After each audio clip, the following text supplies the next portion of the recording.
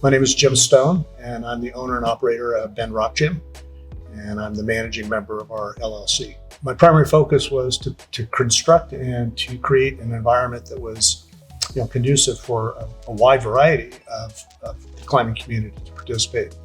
In the old school, it was our climbing gyms were designed for serious hard training, and it has evolved to involve more introductions, lessons, groups, the community at large. And I think that's where the success of most climbing gyms comes from, is the diversity they offer in the community of climbers and non-climbers who want to become climbers.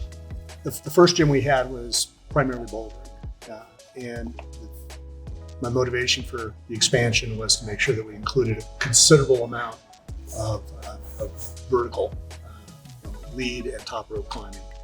We added auto-belays, which took care of a lot of community that maybe didn't have climbing partners, and but the features themselves were in a cooperative project between EP's designers and engineers, the physical space, the climbers in our community, and what they wanted.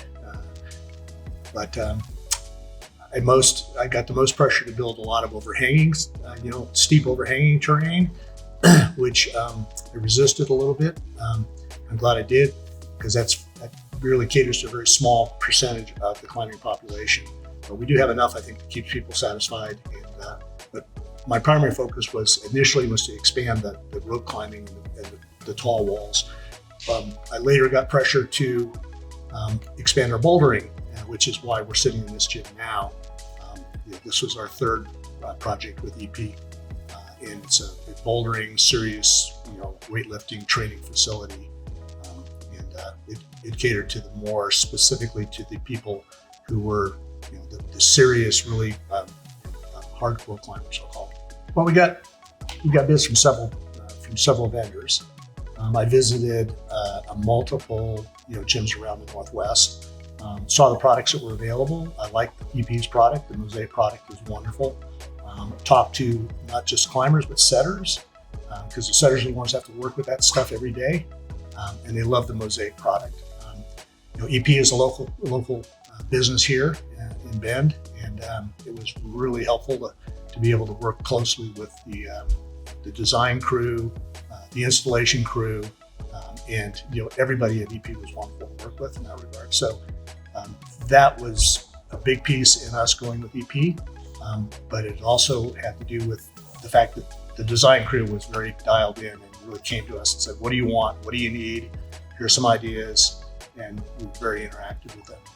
It starts very, very much like with just a basic idea. Here's something I want to do. I want more vertical. I want a big tall wall. I'm going to build a building that's 50 feet tall. I need to be able to fill it.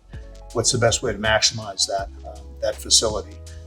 And it was nice that when we built that gym, that we actually built the building ourselves, so we could build a building specific to the climbing terrain. And entreprise engineers and design staff worked really well with the building engineers and designers to make sure that they work well together. And so, every step of the way, I felt like I was really well taken care of. So the T-nets are all secure. We don't have problems with them spinning in the back, tearing the wood apart. And it's just a far superior setting surface. The setters love it. We can add lots of additional features in the form of volumes and stuff to really to change the terrain up. So it's almost like you can get a new gym just by adding features to it. And I think that's one key thing that the setters really like. We built some pretty large, and EP's built some really large volumes for us, and it really helps us to change up and keep the gym fresh. So initially building the basic structure is a good idea, and then being able to add the flexibility of additional volumes and features on and off the wall is really helpful. Probably the biggest addition mechanically to the wall is the addition of auto-belays. I know they're a little controversial in their use, but as far as getting people involved in the sport, and if they're maintained properly, I think they're extremely safe, and they've really brought a lot of people into the gym and into the sport of climbing. I climb because I enjoy it, and it's a good way for me to stay moving and somewhat healthy as I get into my senior years. So Well, climbing gym wasn't my focus in business. I had a totally separate career, and to be able to come in and to do something that is, I think, probably most proud of the fact that it's well received by the community. It serves the community, locally, and I really enjoy and value seeing people's lives changed. And so being able to watch them come through kids programs or adult programming, coming in, and during COVID we had some programming where we did a stress management program. Even during closures, we were able to bring people in and do a medical program of stress management, and climbing was a part of that. So being able to promote emotional, physical, intellectual, and spiritual health in people is what I am most proud of. What I enjoyed most was just that it went so smoothly. And I've done 3 projects with EP, and every one of them was well communicated, on time, on budget, and as somebody who's writing the checks and paying for it, it's nice to have that happen. And it was very low stress for me to have it done. I didn't have to worry about it. I slept well at night while it was being done. The key for me here is that it's a no stress situation. I'm not stressed out about, is the wall in a healthy condition? Is it safe? I know it is.